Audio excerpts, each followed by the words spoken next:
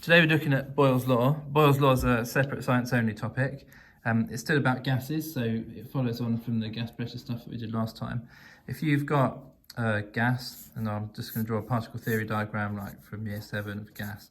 So we've got random arrangement, far apart, you can't tell, but they're moving around quickly.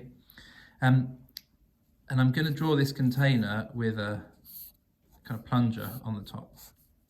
Because if we can change the size of this container, so change the volume of the container, then the pressure is going to increase. I think you can probably see that. So I've drawn my container here. How many? I've got 1, 2, 3, 4, 5, 6, 7. So 1, 2, 3, 4, 5, 6, 7. Right. So if I change the size of this container, so make the container smaller, well, the same number of particles in here, obviously they're not going to disappear. They're going to collide with the wall of the container more often in the diagram on the right because the container is smaller, so it's not going to take them as long to get from one side of the container to the other. So hopefully we can see that. Remembering not to talk about successful collisions. All of these collisions with the particles in the wall of the container are going to cause there to be a force.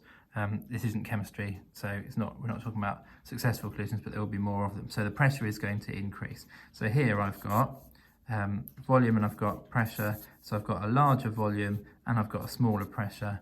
And here I've got volume and I've got pressure. I've got a smaller volume and I've got a larger pressure. So we can see that actually if you increase the volume, you get a smaller pressure. If you decrease the volume, you get a higher pressure. So these two things are what we call inversely proportional. I'm going to set up, and we're actually going to write out that they're inversely proportional, and the way you do that is by, so we've got volume is proportional to, and then 1 divided by pressure actually here. There isn't a special sign for inversely proportional to. If you look at this equation though, if you increase the pressure, then this fraction is going to get smaller, the value is going to get smaller, so you've increased the pressure and you get a smaller volume. So our equation is set up like this. Now, if we want to get rid of this proportional to sign, which we might want to, we can put in a constant. In A-level physics, actually this constant has a lot of parts to it, like it's to do with the number of particles, it's to do with something called the Boltzmann constant. But we're not interested in that for GCSE science, so we're just going to put in a constant in here. What they do on the this formula is on the formula sheet, but what I'm going to do is I'm just going to say that the volume is equal to some constant times, so I'm going to put that there, some constant times 1 over p. And I've used a k for this constant, which is what you do in maths. If I want, this doesn't look very good, so I'm going to rearrange this.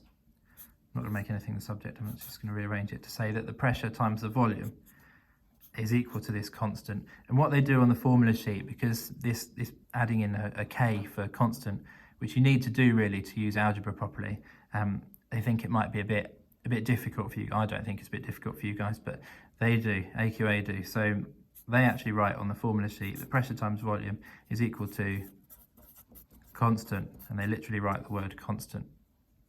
What it means is that if we knew the pressure and the volume in this situation that I've got on the left, then I could multiply them together and get some number.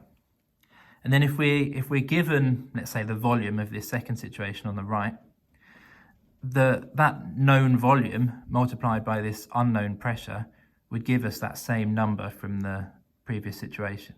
So we could work out that new pressure, and that's why we've got this equation here. So we're going to have a go at some questions like that.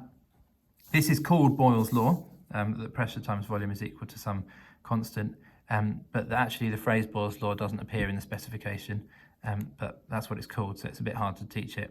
It's the lesson title, so it's a bit hard to not mention it, but it isn't mentioned on the specification, but you might have to use this equation in your exam.